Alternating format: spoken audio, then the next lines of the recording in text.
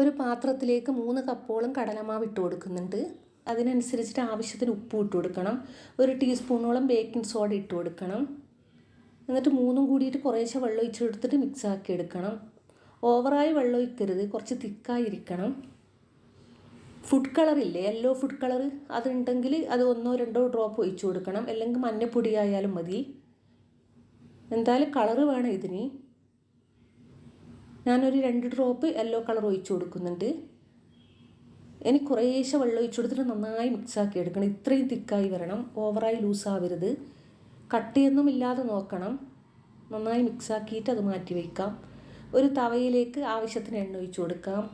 ഡാൽഡയോ നെയ്യോ ഉണ്ടെങ്കിൽ അത് തന്നെ ഒഴിച്ചു കൊടുക്കാൻ നോക്കണം. എന്നിട്ട് ഓരോരോ ടീസ്പൂണോളം ഈ മാവ് ഒഴിച്ചു കൊടുക്കണം. ലോ ഫ്ലെയിമിൽ തന്നെയായിരിക്കണം, ഹൈ ഫ്ലെയിമിലോ മീഡിയം ഫ്ലെയിമിലോ ആകരുത്. മീഡിയം ടു ലോ ഫ്ലെയിമിലേക്ക് ആക്കാം. ഇത് പെട്ടെന്ന് ഫ്രൈ ആയി കിട്ടരുത്, ഉള്ളൊക്കെ വെന്തിട്ട് നന്നായി ഫ്രൈ ആയി വരണം. പെട്ടെന്ന് കരിഞ്ഞു പോകാനും പാടില്ല. ഇതുപോലെ തിരിച്ചും മറിച്ചുവിട്ടിട്ട് ഫ്രൈ ആക്കി എടുക്കണം. ഇതുപോലെയുള്ള പാത്രമാണ് വെച്ച് കൊടുക്കുന്നുണ്ടെങ്കിൽ പെട്ടെന്ന് നമുക്ക് ഫ്രൈ ആയി കിട്ടും. പരന്ന പാത്രമല്ലേ, തിരിച്ചും മറിച്ചുവിട്ടിട്ട് ഫ്രൈ ആക്കി എടുക്കാം. അടിപൊളി സ്നാക്സാണ്, എല്ലാവർക്കും ഒരുപോലെ ഇഷ്ടപ്പെടും. പെട്ടെന്ന് ഉണ്ടാക്കിയെടുക്കാനും പറ്റും. ഇതുപോലെ നമ്മൾ കോരി മാറ്റണം. മൊത്തത്തിൽ അങ്ങനെ ചെയ്യണം. മൊത്തത്തിൽ അങ്ങനെ ചെയ്തെടുത്തിട്ടുണ്ട്. ഇനി നമുക്കിതൊന്ന് ആറിക്കഴിഞ്ഞാൽ മിക്സിയിലിട്ട് ഒന്ന് ക്രഷാക്കി എടുക്കാം.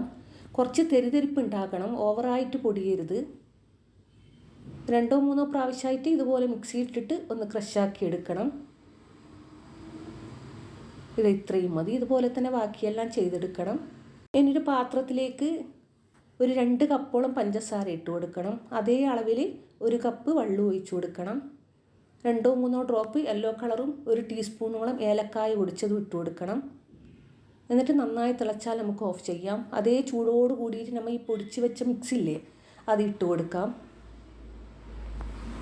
അടുപ്പത്ത് നിന്ന് ഈ മിക്സ് ഇട്ട് കൊടുക്കരുത്, കാരണം വെന്ത് പോകും. തിളച്ച് കഴിഞ്ഞ് ഓഫ് ചെയ്ത പാടും ഈ സിറപ്പ് ഓഫ് ചെയ്ത പാടും ഇട്ട് കൊടുത്തിട്ട് മൊത്തത്തിലങ്ങ് മിക്സാക്കി കൊടുക്കണം. എല്ലാ ഭാഗത്തും ഒരുപോലെ മിക്സാകണം. പിന്നെ വെള്ളമൊന്നും കൂടിപ്പോകരുത്, ഒരു ടൈറ്റിൽ തന്നെ ആയിരിക്കണം. ഒന്ന് നമുക്ക് കുഴച്ചെടുക്കാൻ പാകത്തിൽ മാത്രം ആയിരിക്കണം. 2-3 ടേബിൾ സ്പൂണോളം ഗീ ഇട്ട് കൊടുക്കണം. അതായത് പശു നെയ്യില്ലേ അത് ഒഴിച്ചു കൊടുക്കണം. എന്നിട്ട് വേണം മിക്സാക്കി കൊടുക്കാൻ വേണ്ടിയിട്ട്. നല്ല സ്മെല്ലാണ്. അതുപോലെ തന്നെ ഏലക്കായും കുറക്കരുത്, 1 ടീസ്പൂണോളം ഇട്ട് കൊടുക്കണം. നിങ്ങൾക്ക് എത്ര വീടെന്ന് വിചാരിച്ചാൽ അതിനനുസരിച്ചിട്ട് എല്ലാം എടുത്താൽ മതി. ഓരോ ഉരുളി എടുത്തിട്ട് ഇതുപോലെ ബോൾ ഷേപ്പാക്കി എടുക്കാം.